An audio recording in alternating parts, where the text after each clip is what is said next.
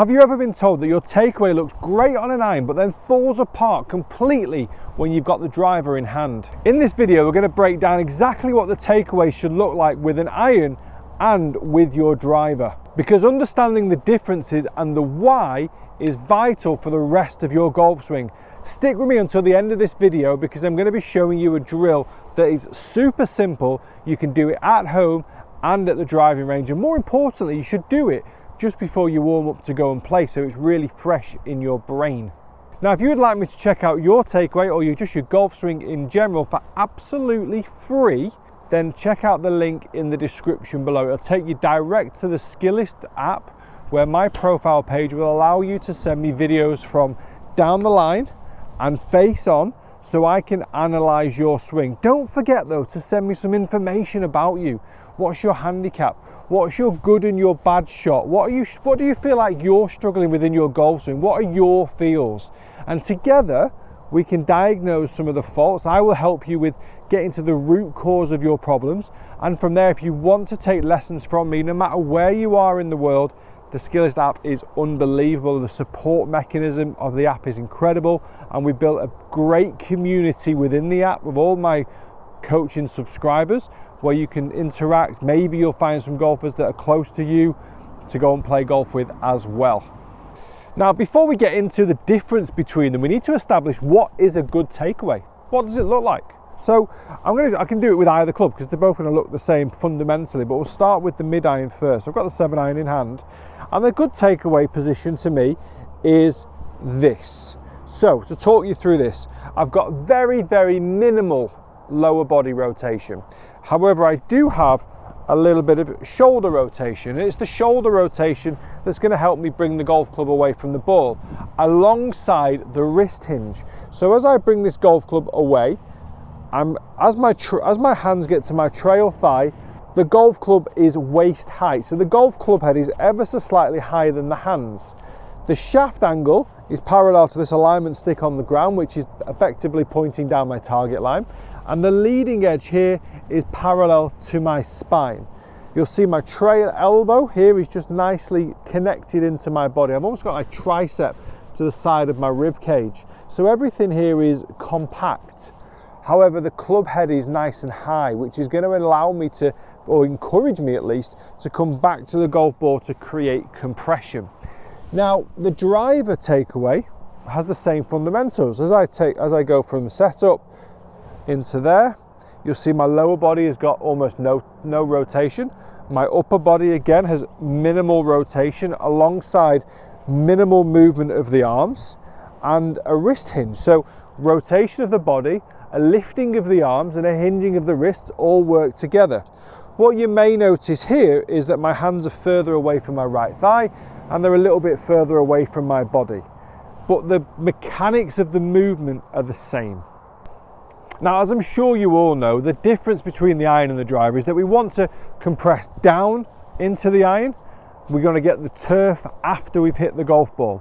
With the driver, we want to hit up on the ball. And if anything, we want the golf club to get closest to the ground 2 to 3 inches before we even get to the ball, and then we gather the ball on the way up. So we're going to be hitting the golf ball differently with the same golf swing. Now, what makes the iron takeaway look different to the driver? Well, first of all, the golf ball is positioned in the center of the stance. The golf club is an awful lot shorter. This is a 7 iron. It's a lot shorter than the driver. So we're going to be closer to the ball. And as I take my setup, it's going to allow my hands and arms to hang naturally from my posture and from my shoulders, okay? Now, as a result, the butt of the golf club is obviously closer to my body. And from here, as I bring this golf club away, I've still got the rotation of my chest, I've got the lifting of my arms, and I've got the hinging of my wrists. And I want all of this to happen by the time your lead hand, your glove hand, gets to the just on the trail edge, the right edge of the trail thigh, okay? So just as we get outside that trail thigh, we've got the trail elbow nicely connected into the body, and the golf swing on the whole, because of the length of the club, because of the ball position, because of the distance from the ball and the distance from the club, will be much more of a connected swing. Everything will be a little bit closer to the body. The swing arc will naturally be smaller because the club is obviously shorter as well.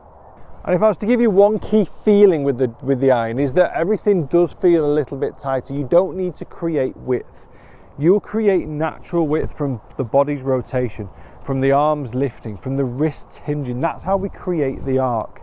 We want to solely focus with the iron on making sure that we can compress down into the golf ball. So as I hit that shot, I caught a little bit of ground after the ball. So I hit the golf ball on the down, which lowers the launch angle, lowers the spin, increases the spin, and those two combined will give me that piercing, penetrating ball flight.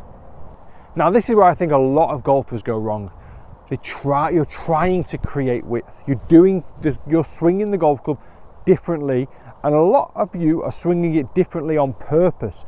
You're trying to create a wider arc. So what you get, a wider arc will, as you probably know, potentially create you more speed because the golf club is traveling further. And we use the car analogy. You put a Ferrari over 100 meters versus a Ferrari over 60 meters. The Ferrari over 100 meters will get to a higher speed, I presume. So if you can swing it longer and get that golf club traveling further, you've got more chance of creating speed. And there's a lot of truth to that. However, as average golfers, you've changed your whole golf swing to try and add speed. And often what I say is you probably actually swung it a little bit shorter. If you have managed to swing it faster, you haven't managed to maintain or improve your mechanics to hit the ball further. So this golf swing might feel wide and powerful, whereas this golf swing was much more compact and faster, and actually releasing the power at the correct time, which will give you actually more distance. So be careful the route you're trying to go down. What are you trying to do? So just like the iron, I want the setup to create the natural width. I want your golf swing to create that natural movement. So when I take the setup with the driver, the irons, remember, we have the arms hanging naturally.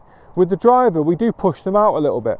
So the hands and arms are a little bit further away from underneath the shoulders, okay? Now as a result of this, we're going to get a bit more width here. So notice how I've got the shaft angle pointing down the target line. I've still got the leading edge parallel to the spine angle. I've still got minimal rotation here off the shoulders, no rotation really off the lower body at this stage, but notice how my glove is a long way outside of my thigh. So it has traveled on a wider arc, okay? I've still got my trail elbow flexed, relaxed, the tricep kind of pretty close into the rib cage. Not as connected, but I'd say connected. The armpit is still closed. So through setup, I've created more width, okay? Then as I get to the top, I've still got my width. And as I come back into impact, we're keeping the head behind the ball, we're hitting the golf ball on the up. So we're able to create a naturally wide arc through setup.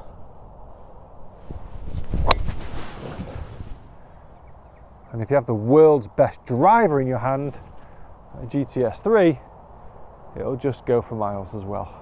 That actually sounded like a little bit of a Titleist infomercial. It really wasn't. I just love Titleist drivers. So when you see the two videos side by side on screen, they look pretty much the same, okay?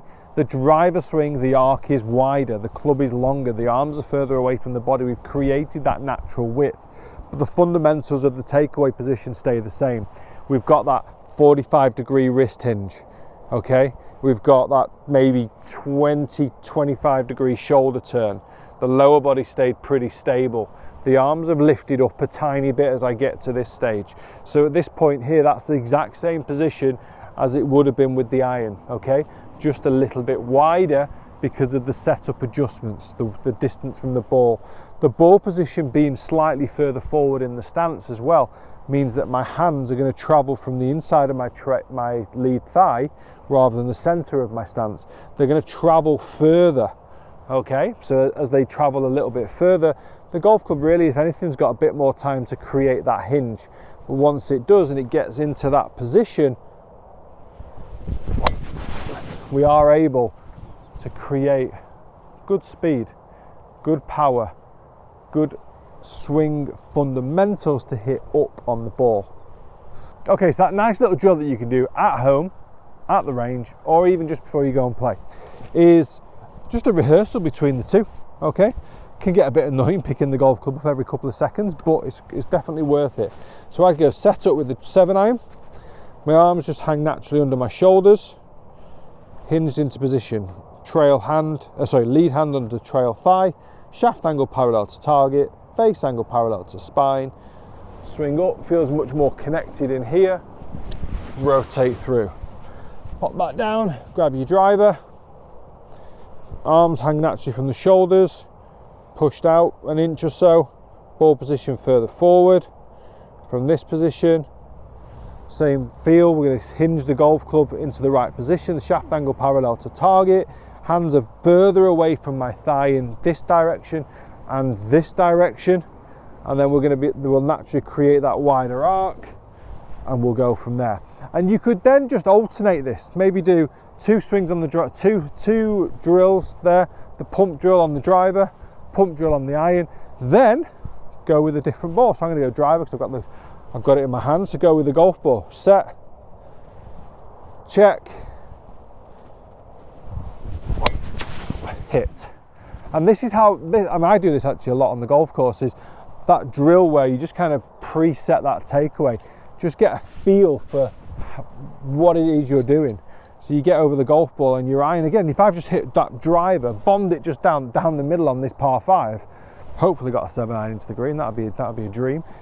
And before I hit the shot, you see I could just go set up, just get my set up there, get comfortable, check, into position, check, I can feel my trail arm just into my body, shaft angle parallel to target.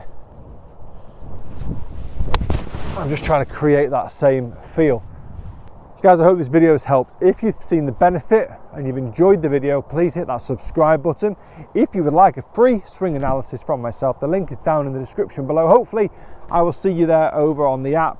If you have come from this video, drop me a DM as well. Let me know that you've watched the video and that's why you're over taking that free swing analysis. Thank you so much for watching, and I'll see you next time.